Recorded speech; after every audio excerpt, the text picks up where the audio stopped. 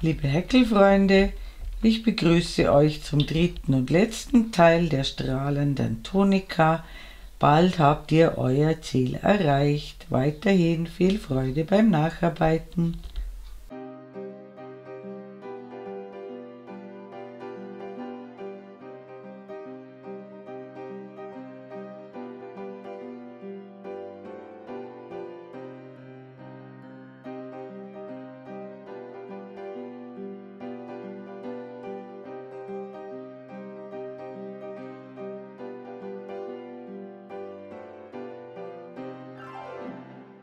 Heute verwende ich zwei dreifädige Bobbel mit dem Namen Pink Lady von Meine Bobbelträumerei.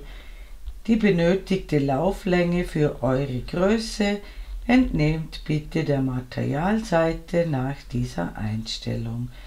Ich bedanke mich an dieser Stelle ganz herzlich bei Sabine Helfer, die mir diese Bobbel zur Verfügung gestellt hat und die ich natürlich sehr gerne ausprobiere. Die Sabine macht wunderschöne Bobbels mit tollen Farbverläufen, mit oder ohne Lurex-Faden, in vielen Farben und auch mit der gewünschten Lauflänge. Ihr findet Meine Bobbelträumerei auf Facebook und es lohnt sich, da mal hineinzuschauen. Den Link und die E-Mail-Adresse findet ihr in der Videobeschreibung unter diesem Video.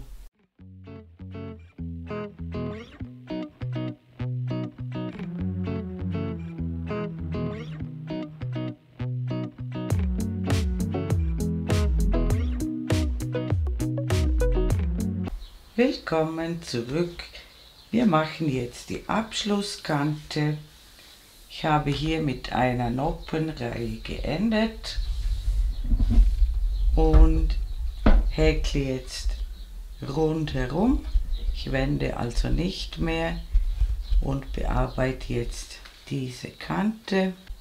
Ich beginne mit 3 Luftmaschen, die zählen als ein Stäbchen und jetzt häkeln wir immer um diese Randstäbchen herum. Gleich in die erste Lücke häkeln wir noch ein zweites Stäbchen, das erste, das zweite. Jetzt hole ich einen Umschlag und häkle um das Stäbchen herum, das ich soeben gehäkelt habe, also um dieses zweite Stäbchen. Also wie gesagt, ein Umschlag, den Faden durchholen, einmal ein Umschlag, den Faden ein zweites Mal durchholen, ein Umschlag, den Faden ein drittes Mal durchholen, alle abmaschen und dann das nächste Randstäbchen suchen und hier wieder ein Stäbchen häkeln und immer um das Stäbchen, das wir gerade gemacht haben, häkeln wir eine Noppe.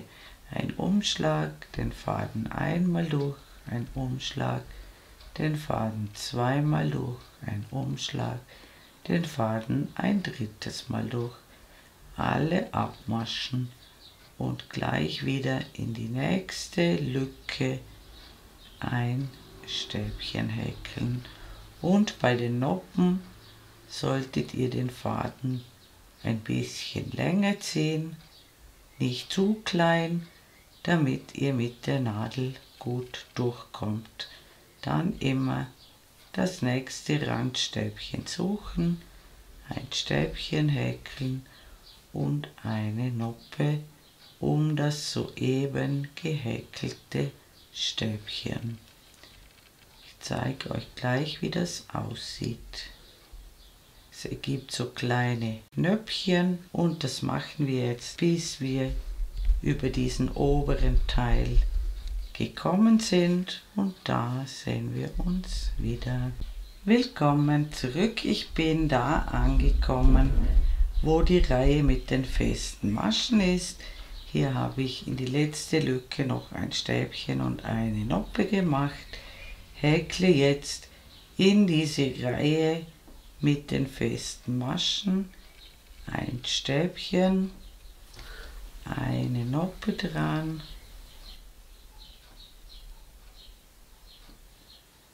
Und dann kommen wir zu den Stäbchen und den Noppen. Und dann häkle ich ein Stäbchen auf das Stäbchen vor der Noppe. Wieder eine Noppe drumherum. Immer einen Maschenkopf auslassen und auf jede zweite Masche ein Stäbchen mit einer Noppe drumherum. Eins auslassen, ein Stäbchen, eine Noppe drumherum. Auf der anderen Seite macht ihr es genau gleich wie hier. Und dann sehen wir uns wieder.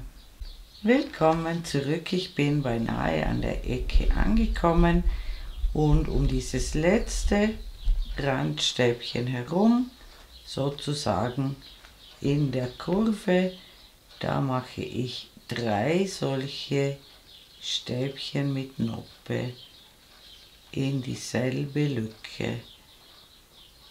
Also das war die Nummer 1, dann in dieselbe Lücke ein zweites Mal ein Stäbchen mit Noppe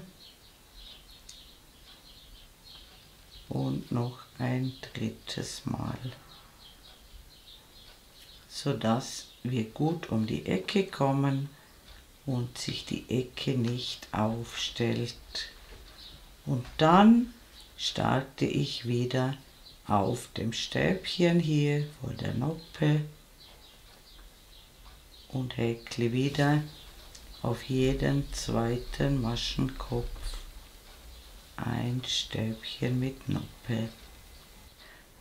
Immer einen Maschenkopf auslassen und auf jeden zweiten Maschenkopf ein Stäbchen mit Noppe. Und wir sehen uns am Ende der Runde wieder. Willkommen zurück, ich bin beinahe rundherum gekommen und wir müssen auch hier eine schöne Ecke formen. Ich bin hier auf dem letzten Stäbchen nach der Noppe. Hier bleibt eins übrig und da häkle ich jetzt noch eine Noppe rundherum. Und jetzt häkle ich in diese Lücke, wo dieses Stäbchen drin ist, wo wir begonnen haben. Da häkle ich jetzt zwischen die Stäbchen hinein noch ein Stäbchen mit Noppe.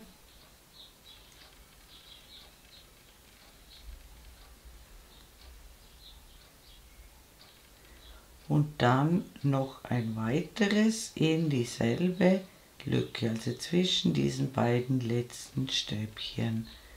Noch ein Stäbchen mit Noppe dran.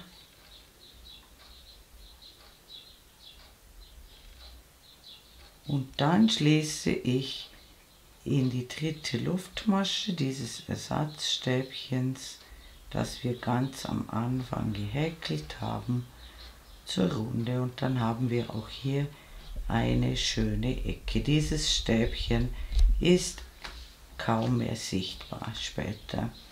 Und jetzt häkeln wir noch eine Luftmasche und ich lasse ca. 6 Meter Faden dran. Den können wir für die Schulternaht später brauchen. Schneide den Faden ab, ich ziehe ihn dann später durch. Und was ihr jetzt machen müsst, ist ein absolut identisches Teil wie dieses, ganz genau gleich wie dieses. Den Bobbel lasst ihr inzwischen ruhen, den brauchen wir dann für die Ärmel. Und wir brauchen, wie gesagt, ein zweites identisches Teil mit dem zweiten Bobbel. Und wenn ihr das gemacht habt, machen wir gemeinsam die Schulternähte und dann sehen wir uns wieder.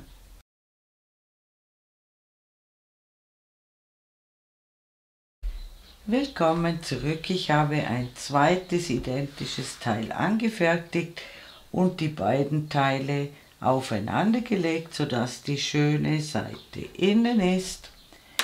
Im nächsten Schritt habe ich die Mitte markiert mit einer Klammer bei beiden Teilen. Ich habe die Noppen gezählt und geschaut, dass auf beiden Seiten der Klammer gleich viele Noppen sind. Dann habe ich hier ungefähr 13 bis 14 cm in beide Richtungen gemessen. Wieder geschaut, dass auf beiden Seiten gleich viele Noppen sind und dieses Stück inklusive der Klammer sollte ungefähr 27 bis 28 cm haben. Ein bisschen dehnt sich das Ganze, also 27 bis 28 cm ungedehnt. Und zur Kontrolle habe ich auch hier noch die Noppen gezählt, dass beide Schultern dieselbe Anzahl an Noppen haben. Und jetzt nehmen wir uns den Faden, den wir dran gelassen haben, und der befindet sich bei der mittleren Noppe. Und hinten müsst ihr ebenfalls bei der mittleren Noppe beginnen. Ich steche durch beide Teile durch, hier drauf achten, so neben dieser mittleren Noppe hole ich den Faden durch, häkle eine Luftmasche und in dieselbe Einstichstelle eine feste Masche. Und dann häkle ich immer in den Kopf der Noppe, also in die obersten zwei Fäden der Noppe, vorne und hinten eine feste Masche und dann immer in die Masche zwischen den Noppen. Eine feste Masche in den Kopf der Noppe, eine feste Masche und in der Mitte zwischen den Noppen befindet sich ebenfalls eine Masche und so schließe ich die Schulternaht bis zur Klammer und für die zweite Schulternaht dreht ihr euch das ganze Teil um und beginnt wieder von außen nach innen. Und wenn ihr beide Schulternähte geschlossen habt, könnt ihr schon einmal alle Fäden vernähen und ich werde inzwischen einen Ärmel vorbereiten und dann sehen wir uns beim zweiten Ärmel wieder.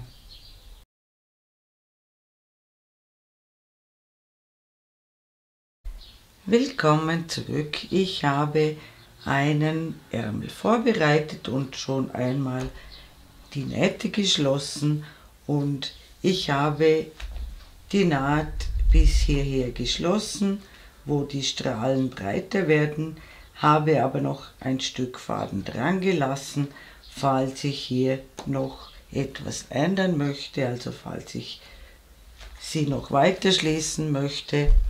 Und den zweiten Ärmel machen wir jetzt gemeinsam und da sehen wir uns gleich wieder. Willkommen zurück.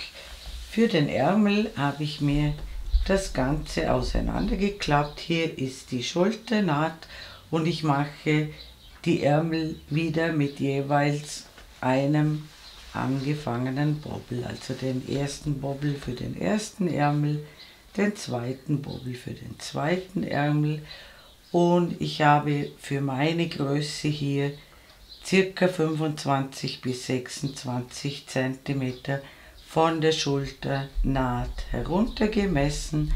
Hier habe ich mir die Nadel hineingesteckt und ich mache das so, ich habe die Noppen gezählt, bei mir sind es 23 Noppen bis zur Schulternaht und die brauchen wir dann auch auf der anderen Seite. Und hier in diese Masche zwischen den Noppen, hier hole ich den Faden durch, verknote ihn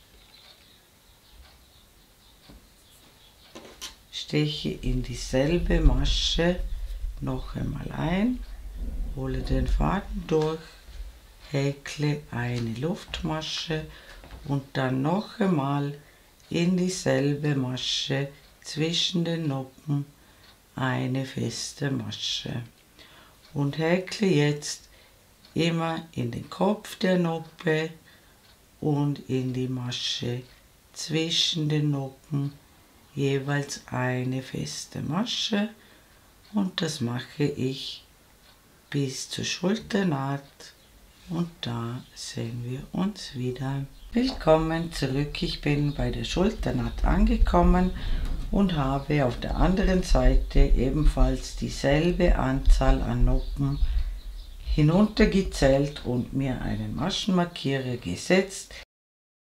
Und jetzt häkle ich auf der anderen Seite der Naht ebenfalls feste Maschen bis zum Maschenmarkierer und da sehen wir uns wieder. Willkommen zurück, ich bin beim Maschenmarkierer angekommen.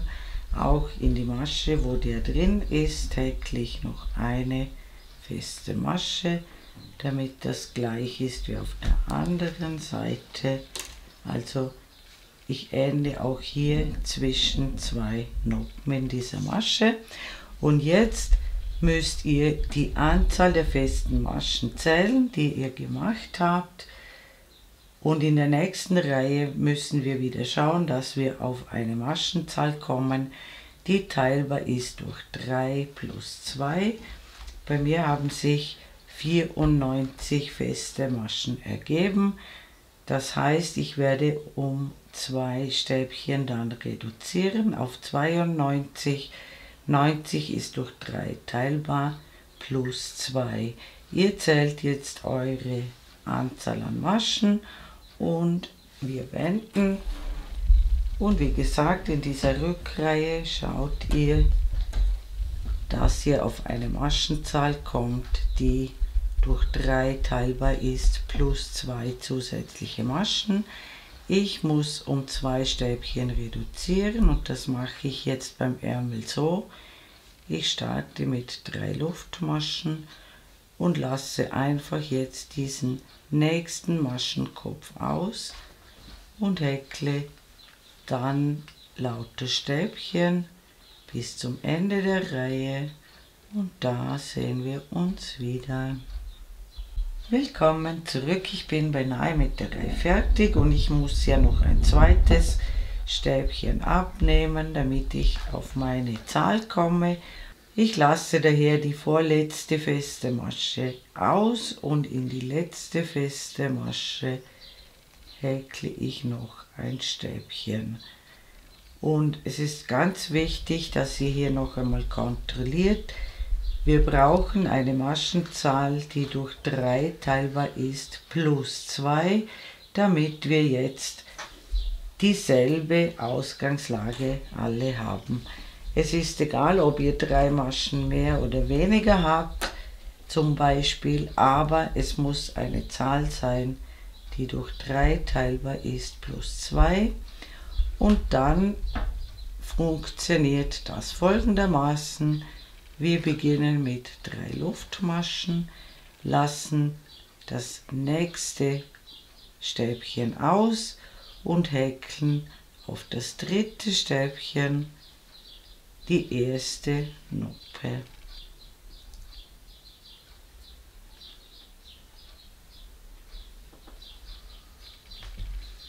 Und häkeln wieder im gewohnten Muster 2 Stäbchen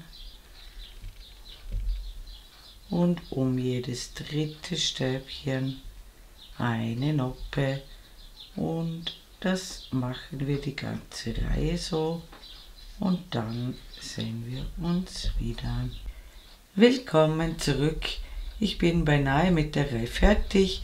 Am Ende habe ich noch ein normales Stäbchen und ein Ersatzstäbchen übrig und wir machen immer am Anfang und am Ende der Reihe dasselbe.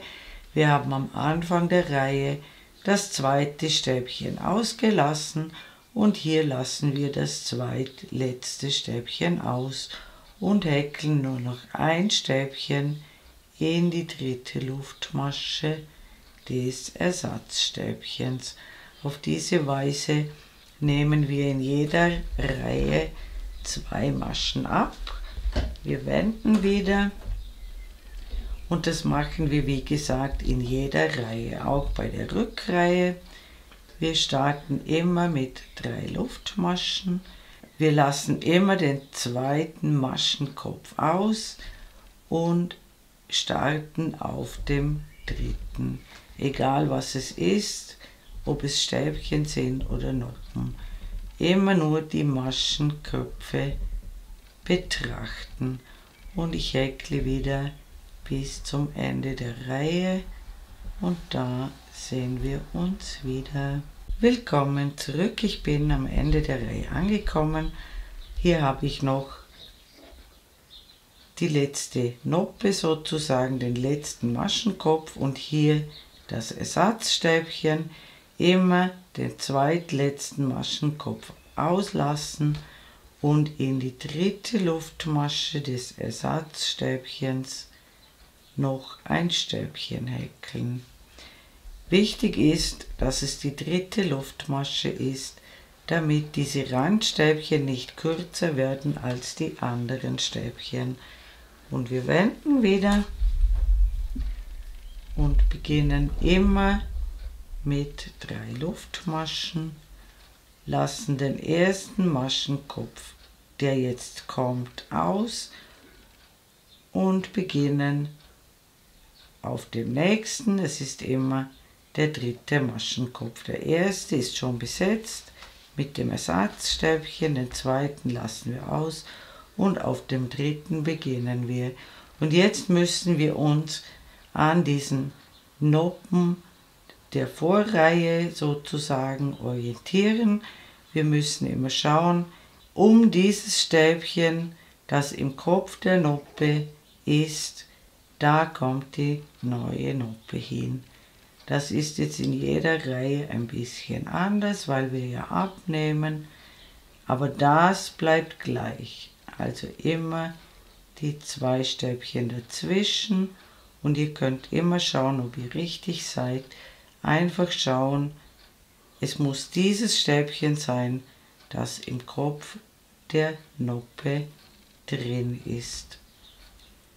Und wir häkeln die Reihe wieder hinüber und dann sehen wir uns wieder. Willkommen zurück. Wir häkeln auch hier, bis noch 2 Maschen übrig sind. Also in diesem Fall ein normales Stäbchen und ein Ersatzstäbchen. Überspringen das normale Stäbchen und häkeln in die dritte Luftmasche noch ein Stäbchen. Wir erhalten auf beiden Seiten einen schrägen Rand und ich zeige euch die beiden Reihen noch einmal. Die Rückreihe beginnt ebenfalls mit 3 Luftmaschen, den zweiten Maschenkopf auslassen und auf dem dritten beginnen wir mit den Stäbchen und am Ende der Reihe sehen wir uns wieder. Willkommen zurück. Auch hier überspringe ich das normale Stäbchen und häkle noch ein Stäbchen in die dritte Luftmasche und ich zeige euch auch die Hinreihe noch einmal. Auch die beginnt mit 3 Luftmaschen, dann immer den nächsten Maschenkopf auslassen und schauen, wo die nächste Noppe dran kommt. Und hier orientiert ihr euch einfach an diesem Stäbchen, das sich im Kopf der Noppe befindet. Und am Ende der Reihe macht ihr das ganz genau gleich. Und da sehen wir uns nochmals wieder. Willkommen zurück. Auch hier lasse ich das zweitletzte Stäbchen aus und häkle in die dritte Luftmasche noch ein Stäbchen. Und ihr seht, das wird schön schräg. Und jetzt häkeln wir noch einmal zurück, wie gewohnt, mit 3 Luftmaschen starten, 1 auslassen und lauter Stäbchen zurückhäkeln. Und dann sehen wir uns noch einmal wieder. Willkommen zurück. Ich lasse auch hier das vorletzte Stäbchen aus, häkle noch das letzte Stäbchen in die 3. Luftmasche, wende noch einmal. Das Ganze sieht jetzt so aus und ab jetzt wiederholt sich das Schema. Das heißt, die nächste Reihe ist wieder gleich wie diese 3. Reihe des Ärmels.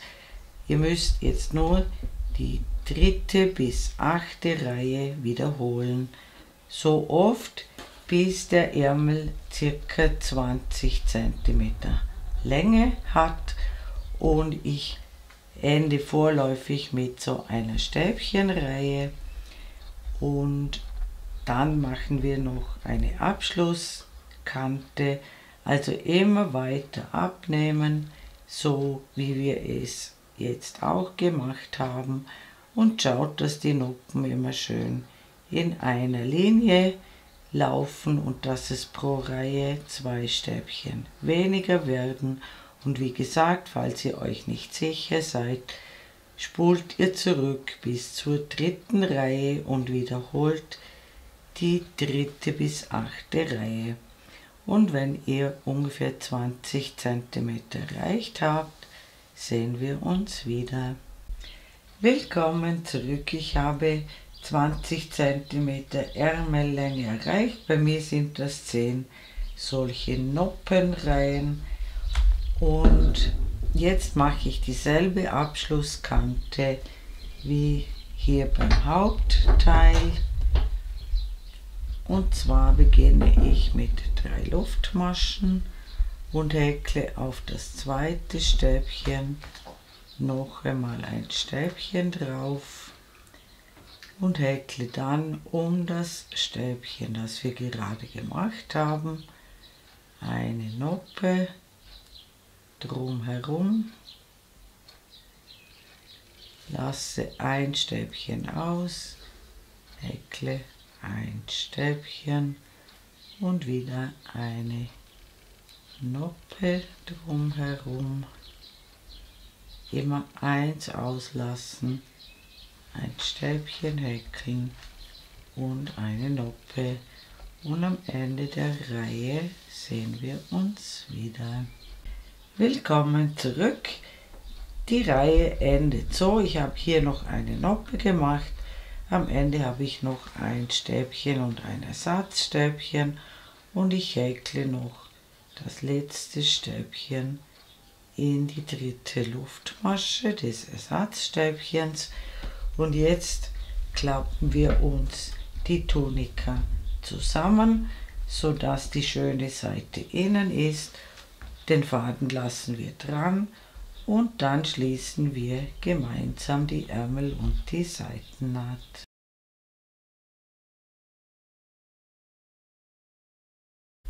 Willkommen zurück. Ich habe die Seiten- und Ärmelnaht mit Klammern fixiert. Das ist nur eine ungefähre Fixierung. Wie gesagt, ich schließe die Naht bis hierher, wo die Strahlen weiter werden, aber lasse dann noch ein Stück Faden dran, falls ich noch etwas ändern will. Ihr müsst das dann anprobieren und schauen, wie das euch am besten passt. Und jetzt schließen wir zunächst einmal die Ärmelnaht, und dazu hole ich mir den Faden ganz nah am Rand durch, häkle zunächst eine Luftmasche und häkle jetzt Reihe für Reihe die beiden Teile zusammen, also immer pro Stäbchenreihe mache ich 2 feste Maschen um die Randstäbchen herum. Schön sauber Reihe für Reihe miteinander verbinden Und das machen wir, bis wir unter dem Arm angekommen sind. Und da sehen wir uns wieder.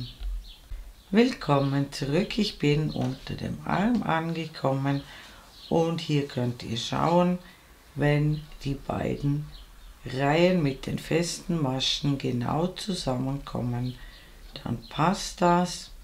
Und jetzt springen wir quasi zur Seitennaht hinüber und hier mache ich es so wie bei der Schulternaht. Ich häkle immer eine feste Masche in den Kopf der Noppen und eine in diese Maschen dazwischen und auch hier genau schauen, dass Noppe für Noppe zusammenkommt.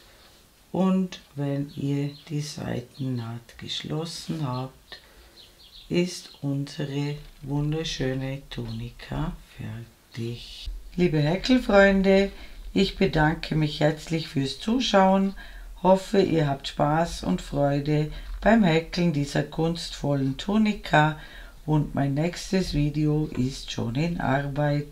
Ich würde mich natürlich sehr freuen, wenn ihr meinen Kanal abonnieren würdet. Eure Karin aus dem Ländle.